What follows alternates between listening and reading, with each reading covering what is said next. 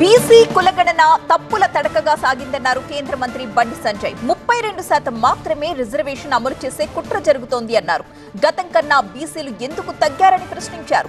బీసీలకు అన్యాయం చేసేందుకే ఈ సర్వే అంటూ మండిపడ్డారు బండి సంజయ్. ఇవాళ మీకు జనగణన తప్పు అని ఎందుకంటున్నామంటే ఇవాళ 3,90,00,000 రేషన్ కార్డులు ఉన్నాయి, ఆధార్ కార్డులు ఉన్నాయి. 3,90,00,000 ఆధార్ కార్డులు ఉన్నాయి. ఆధార్ కార్డులు తీసుకున్న వాళ్ళు ఇంకో 30 లక్షల మంది ఉంటారు.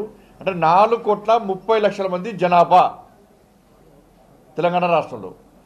సరే, ఇంకో లెక్క చూద్దాం. ఎన్నికల కమిషను 3,30,00,000 ఓటర్స్ ఉన్నారని చెప్పారు. 3,30,00,000 ఓటర్స్. ఇలా ఫస్ట్ నుంచి 10th వరకు చదువుకున్న వాళ్ళు 60 లక్షల మంది అని చెప్పి ప్రభుత్వం లెక్కలు చూపడుతున్నది. మీ సర్వేలో 3,70,00,000 అని ఏ విధంగా వస్తుంది? ఇంకా 60 లక్షల మంది ఏడికి పోయారు. మరి మీ సర్వేలో ఎందుకు రాలే?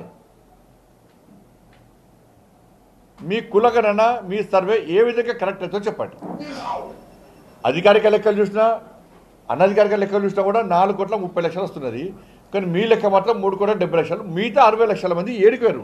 వాళ్ళు ఎస్సీలా, ఎస్టీలా, బీసీలా, ఓసీలా, ఎవరు వాళ్ళందరూ?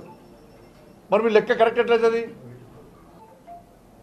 కాబట్టి తెలంగాణ రాష్ట్ర ప్రభుత్వం బీసీలకు ఇచ్చే రిజర్వేషన్ ఎంత అంటే ఇవ్వాలనుకుంటున్నటువంటి రిజర్వేషన్ ఎంత అంటే 32%.